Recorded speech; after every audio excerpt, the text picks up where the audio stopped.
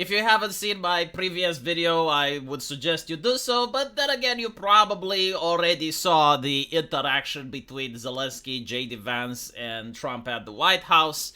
An interaction which, again, is funny to watch, but when you realize it's going to have disastrous consequences for the world economy. You see, the Americans were supposed to also have a contract regarding the energy grid in Ukraine, and now they seem to back out on it, and without that, the fertilizer deal is in jeopardy, the grain deal is in jeopardy. It's going to cause the potential for a global recession unless something doesn't change by next Friday. So, yeah, again, amusing to watch. I mean, don't get me wrong, I understand what happened there, but disastrous from an economic standpoint and the consequences that can follow. Now, the question is, why did it happen, right? Like, how did we get to this point? And as I was thinking, I noticed this on Twitter. And as you can see here, like, you got European leaders, Ursula von der Leyen, Roberta Metsola, Antonio Costa, like, all these people are tweeting out. Now, they're tweeting out the support of Zelensky, and like, that's fine. Like, I guess, like, different nations have different way of interpreting world events. You don't have to like the Americans. You don't have to side with Donald Trump. Like, that's fine. But the interesting thing is that the message is copy-pasted, right? So your dignity honors the bravery of the Ukrainian people. Be strong, be brave, be fearless. You are never alone, dear President Zelensky. We will continue working with you for a just and lasting peace. And this is like copy-pasted, right? And so you would wonder, it's like, well, if these politicians, if these leaders genuinely have their heart and soul, like that they're oozing compassion and empathy, you would think that they could spend at least 2 minutes of their time to type an original tweet? Like, just something from the heart, just something that they thought with their own head. And this is not the first time that I see something like this. It reminded me when there was an attack against the Christians in Sri Lanka, and you had like Democrats and European leaders all using the word "the attack on Easter worshippers," right? Which is a very bizarre phrase. Like, no one refers to Christians that way, even though it's correct, right? But they were saying Easter worshippers in order to avoid the word Christianity, I guess. And like, you realize, okay, so the way politics are done is with PR firms behind the scenes. Like, you have the politician almost as an actor, and he is given a script.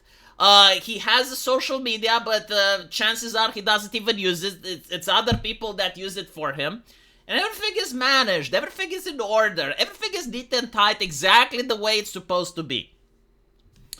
And so this leads me to believe that there are now two world orders. Like, we are noticing a shift. One side hasn't dominated the other. Like, we still don't have a victory. But there is a change in the way the world functions. Up till now, the world functioned on neoliberalism, progressivism, Baizuo, whatever other definition you want to call it, woke. Like, I know these ideologies are different, but they share a lot of things in common. Like, there is a way of doing things. There is a way of navigating a world that holds these principles in a place of prestige. And then you have, like, the different way of doing things, which is the Trump way, the American way. And we're going to talk about that in a little bit. But, like, first let's look at how the old world used to function. So the way I believe it, and this is how I see it, is that the old world used to function as a big boys club. And that club has its own morality and its own consensus. And if you want to be in the club, first of all, you got to be someone influential that can contribute to the club. And secondly, you need to have the morality. Like, you need to have the exact correct talking points. There is no dissent allowed. There is no wiggle room. Like, if you want to be in the club, you gotta say the correct things. You gotta speak the correct speech. It doesn't really matter what your actions are, but like, you need to say the things that the club require you to say. Now, the question is like, why would you want to be in the club? Well, because it's extremely profitable. Like, being part of the club is going to generate a lot of wealth for you, it's going to generate a lot of power, and it's also going to generate a lot of prestige. So, here's an example. Let's say you're a politician in a European country. Well, if you want to be part of the club, you're going to say that you're oozing with compassion and empathy, and you're opening the borders for migrants to come into your nation. once the migrants come in? Well, they need a place to stay. And you have this brilliant idea of talking with some business people to allow their hotels to be used to house migrants. So now you're taking the taxpayer money, you're giving the taxpayer money to book all those hotels in perpetuity, and you're making those business people rich. And in exchange, those business people can donate to your campaigns, or can donate to NGOs that are affiliated with you, or can even give you the money under the table, or make various donations to various causes that you support. And so notice how it's a grift, right? Like everyone knows everyone, you kind of get in. The only people that don't benefit are the taxpayer, because their money is there as fuel for the grift. So what do you do with the taxpayer? Well, you have censorship, you have like NGOs that are going to make sure that there's no political candidates that rise up against you. You're going to get the newspapers you offer taxpayer money to the newspapers, you fund those newspapers with USAID or other things, and in exchange the newspapers is going to call your opposition racist or pro-Russian if they're in Eastern Europe. Like everything is interconnected, and the only people that suffer are the common folk. Because the common folk don't get to have a say in it, right? Like they're told what to think, they're told what to believe by the club. And so that's the old way of doing things. But like the common folk noticed that with the old way of doing things, their living standard is going down. The crime rates are going up. There are ideologies that they disagree with that are being pushed into the schools of their kids. And so all throughout the world, the common folk is rebelling against this club. The most successful rebellion is in America, where Donald Trump didn't just win the White House, the presidency, but the Republicans. They managed to get the House, they got the Senate, they got the Supreme Court, and now they pretty much have carte blanche to do whatever they want for 2 years, until the mid-elections.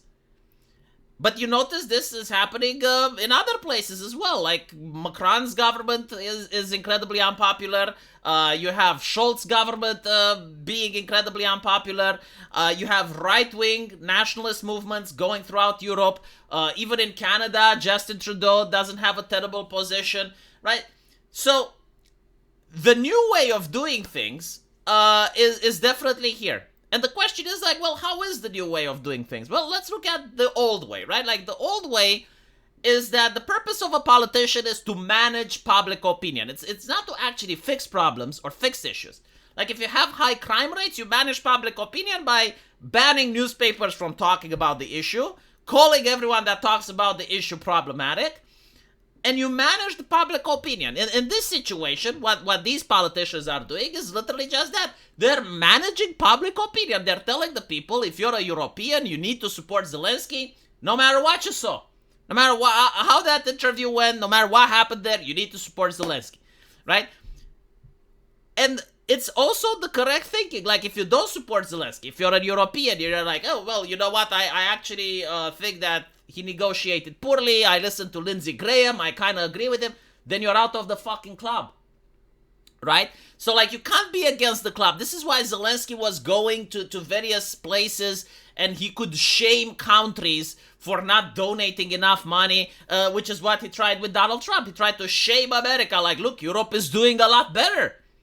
Why aren't you, right? This is how the world worked up until now. Because if you wanted to be in the club, you had to make sure that you're not shamed, right? Shamed for not donating enough, or shamed for taking gas from Russia, or whatever. That was the old world. The new world is like Donald Trump is going to be like, he's going to listen to the argument, and it's like, well, Russia invaded us, it's immoral. Okay, it's immoral. Let's look at the battlefield. How many soldiers did you kill? How many soldiers on your side died? How many wounded? What is your economy like? How is Russia's economy like? What are the Russians doing? They're trying to go into Kiev. How are you stopping them? What do you want from us? How much? When? Right? Like that's the new way of doing things. Like, very pragmatic. Right? I listen to Short Fat Otaku and other people, and they're very ideologically driven. It's like, Ukraine must win no matter what. Boots in Moscow. If that doesn't happen, get the entire Europe to go into Russia. Like, send the army, send everything, start World War III, right? Because, like, that is the way that was done up until now. Idealistic. Like, in an ideal world, yes, like, the invader should be punished. Like, what they did is immoral, right? Like, it's kind of like if someone breaks into your house, right? Like, you call the cops, you don't give a percentage of your house to that person.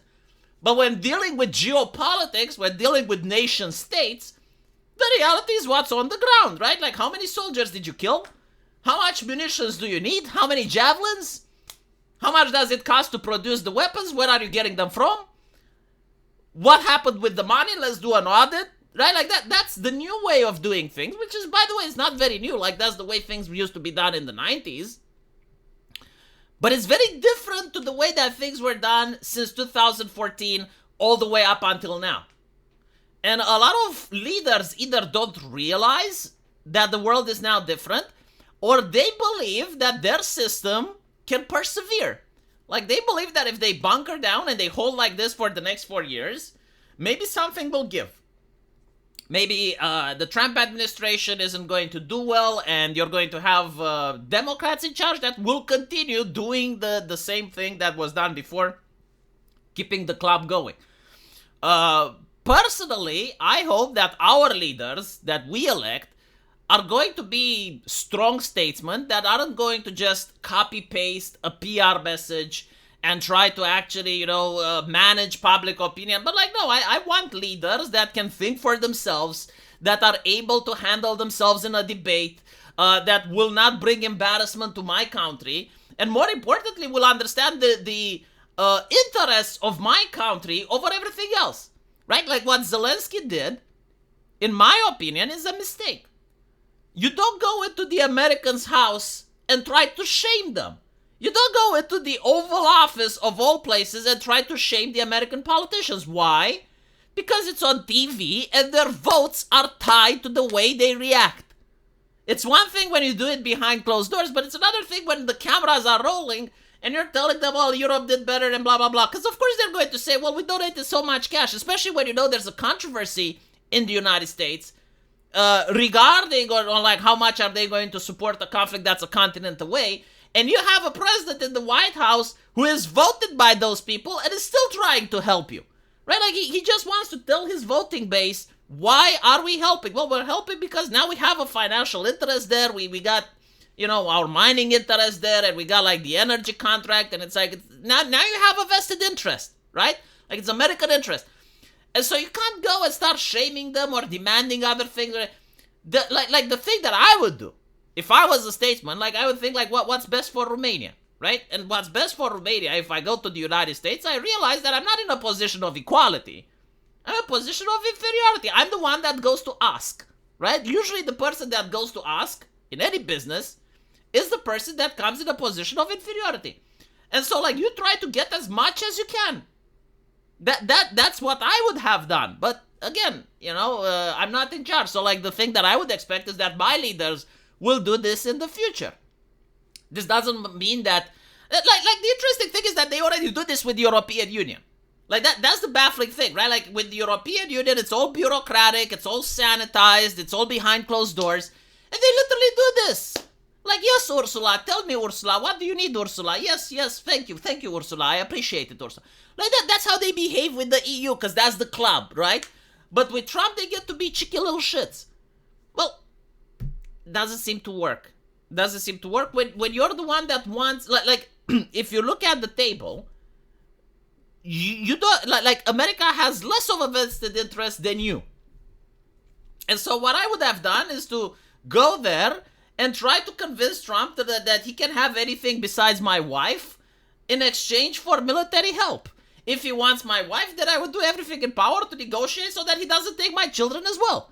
If he takes my kids as well, then I would do everything in my power to negotiate that he doesn't take the cats. Like that's how I would view it when you're in a desperate situation, when your nation is actually being invaded. Because at the end of the day, you may say, okay, well, we can get money from Europe.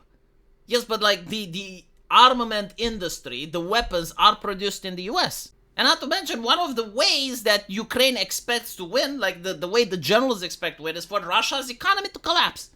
That is like the only victory condition that is possible. If Russia's economy collapses, then Russia will have to sue for peace. And this can only happen if the Americans keep sanctioning Russia.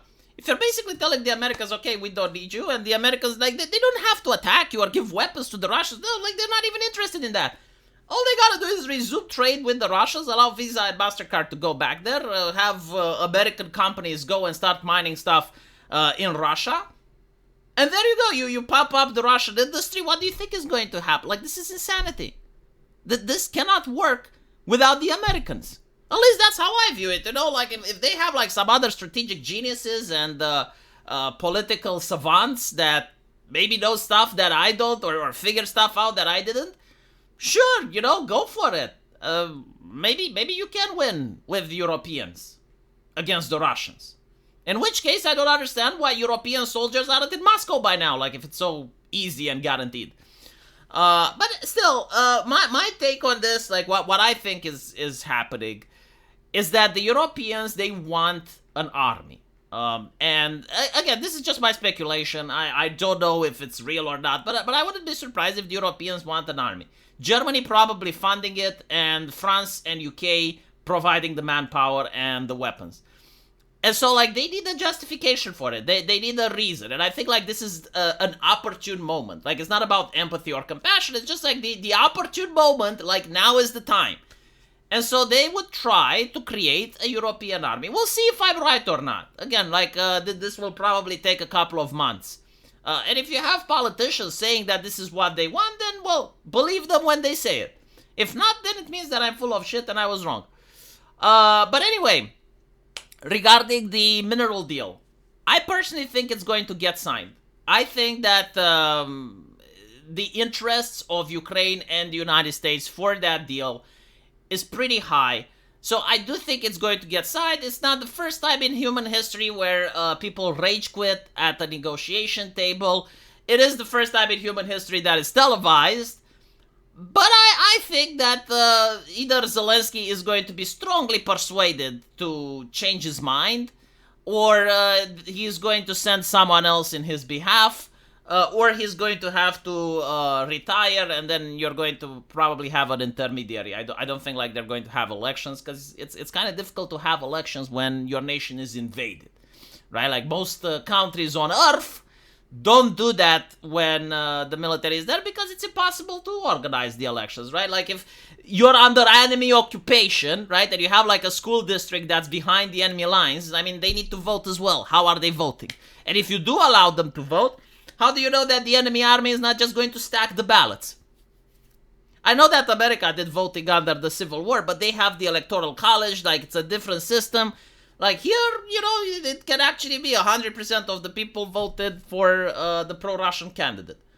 And they just happen to be behind enemy lines. How are you going to say that's not the case? How are you going to send people that are neutral observers? I don't think that they're going to have an election while foreign troops are on their soil. But Zelensky resigning and having an intermediary, I think it's possible, especially since he lost Lindsey Graham. Like, Lindsey Graham was a huge ally of Zelensky. And he's basically saying, it's like, no, I still like Ukraine, I still like the people, I went there 10 times, but I don't think that this man is someone that the United States can work with. And so we'll see what happens. It will be very interesting, and it would probably be a blow to the big boy club in Europe. It would be a shocking thing if it happens. So Europe will probably vested in keeping him, while the United States will probably pressure Ukraine. It's like, you need to change him. Take into account that Joe Biden already did that with the prosecutor, right? So like Joe Biden with a phone call managed to change a prosecutor. We'll see if that happens here as well, because this is a diplomatic shit show. Let me know what you guys think. And as usual, I'll see you in the comment section. Take care.